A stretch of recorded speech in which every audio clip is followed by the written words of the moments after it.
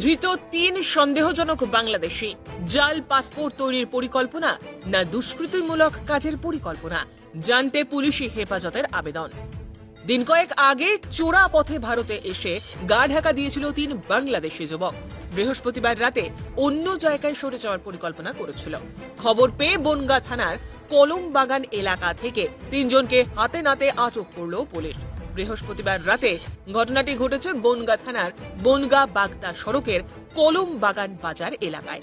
Police জানিয়েছে, ধৃতদের নাম মোহাম্মদ সোহাগ মিয়া, হাসান মিয়া, ইয়াসিন সরকার।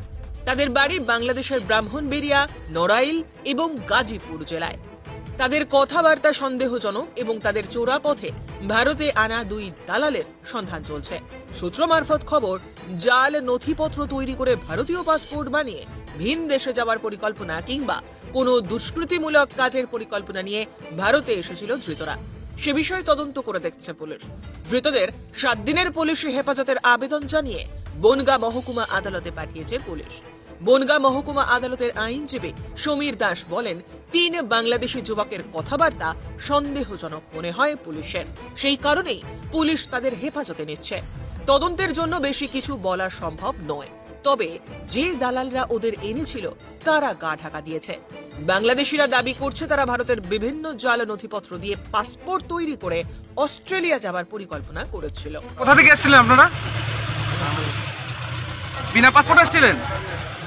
বিনা পাসপোর্টে পাসপোর্টে এসেছিলেন? আপনাদের ধরলো কেন? প্রতারকের চক্রে রূপনারায়ণ চৌধুরী চৌধুরীর ছেলে পারলে ওরে তুলে দিলেন। 3 জনকে অ্যাপ্রিহেন্ড করা হয়েছে। এদের নাম হচ্ছে সোহাগ মিয়া, বয়স 27, হাসান মিয়া, বয়স 24, আর ইয়াসিন সরকার, বয়স 23 বছর। এরা without any valid documents, passport, visa and other কোনো রেলিভেন্ট ডকুমেন্টস ছিল না, যার জন্য তারা ভারতে ঢুকতে পারে। তারা ভারতে ঢুকেছে। ভারতে ঢুকে এখানে ঘোরাঘুরি করছিল যখন ওই কলম বাগানের পাশে একটা এলাকায়, তখন পুলিশ গোপন সূত্রে সংবাদ পেয়ে তাদেরকে অ্যাপ্রিহেন্ড করেছে এবং তারা সদুত্তর কিছু দিতে পারেনি এবং তাদের সন্দেহমূলক অনেক কিছু পুলিশের কাছে বলেছে এবং তার থেকে জানা যাচ্ছে যে এরা কোনো খারাপ উদ্দেশ্য নিয়ে এরা ভারতে ঢুকেছিল এবং এরা আদালতে এসে এখানে যা বলার চেষ্টা করছে যে তারা অস্ট্রেলিয়ায় যাওয়ার কথা ছিল নাকি, সেটা পুলিশ তদন্ত হবে এবং জাল কিছু কাগজপত্র নিয়ে পাসপোর্ট বানিয়ে জাল এরা অস্ট্রেলিয়ায় যাওয়ার পরিকল্পনা ছিল। এটা এখানে কোর্টে এসে আদালতে ওরা বলছে। এখন পুলিশ তদন্ত করছে। পুলিশ 7 দিনের পিসিপি।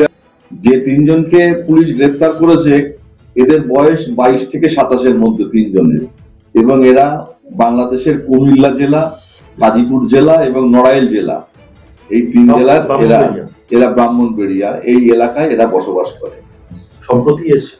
সম্প্রতি এসছে নাকি পুলিশ এদের কথাবার্তায় বিভিন্ন সাসপেক্টেড ম্যাটার পাওয়া গেছে এদের কাছে এবং সেই জন্য পুলিশ রিমান্ডে যাওয়ার পরে প্রকৃত ঘটনা পুলিশ উদ্ধার করবে এবং আদালতে তারা প্লেস করবে।